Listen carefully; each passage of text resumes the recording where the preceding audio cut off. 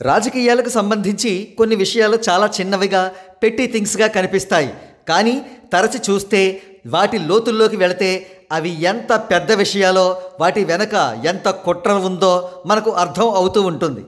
ఇక టాపిక్లోకి వచ్చేస్తే విజయవాడను వరదలు ముంచెత్తి కొన్ని వేల కుటుంబాలను కష్టాల కడలిలోకి నెట్టివేసిన విషయం తెలిసిందే. కాగా వరద బాధితులకు ఆపన్నహస్తం అందించేందుకు అనేక మంది సెలబ్రిటీలు ముందుకు వస్తున్నారు.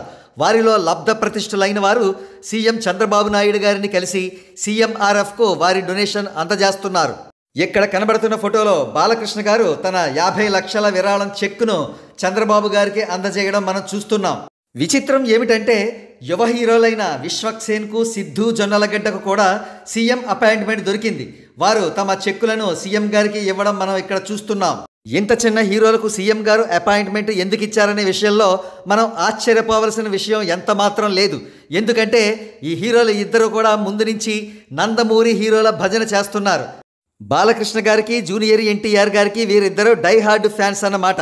సో బాలకృష్ణ గారి రికమెండేషన్ కోటా ద్వారా వీరిద్దరూ సీఎం గారిని కలవడం, తమ తమ విరాళాల చెక్కులను ఆయనకు బహూకరించడం జరిగాయి. ఇంతవరకు ఓకే. కానీ ఇక్కడ కనబడుతున్న ఫోటో చూడండి.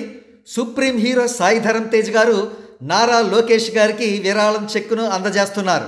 ఇది ఒక విధంగా కాస్త దురదృష్టకరం అని చెప్పవచ్చు. ఎందుకంటే సాయి ధరమ్ తేజ్ గారు సిద్ధు మీద, అలాగే విశ్వక్సేన్ మీద సీనియర్, వారికంటే పెద్ద హీరో, వారికంటే ఎక్కువ హిట్లు ఇచ్చిన వ్యక్తి.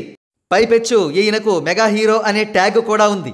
ఇవన్నీ ఒక ఎత్తు అయితే ఈయన ఉప ముఖ్యమంత్రి పవన్ కళ్యాణ్ గారికి అత్యంత ఇష్టుడు కావడం ప్రధానమైన విశేషం.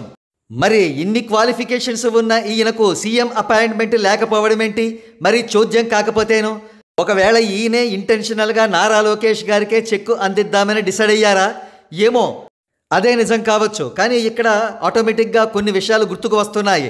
ఉదాహరణకు మెగా బ్రదర్ నాగబాబు గారు పవన్ కళ్యాణ్ గారికి సొంత అన్నయ్య అయినప్పటికీ ఆయన ఆశించిన టీటీడీ చైర్మన్ పోస్టు ఆయనకు దక్కలేదు. అంతేకాకుండా పవన్ కళ్యాణ్ గారి అనుయాయులకు, ఫ్యాన్స్కు కూడా ఆశించిన స్థాయి దక్కలేదు. ఇవన్నీ గమనిస్తుంటే సహజంగానే మనకు ఒక సామెత గుర్తుకు వస్తుంది.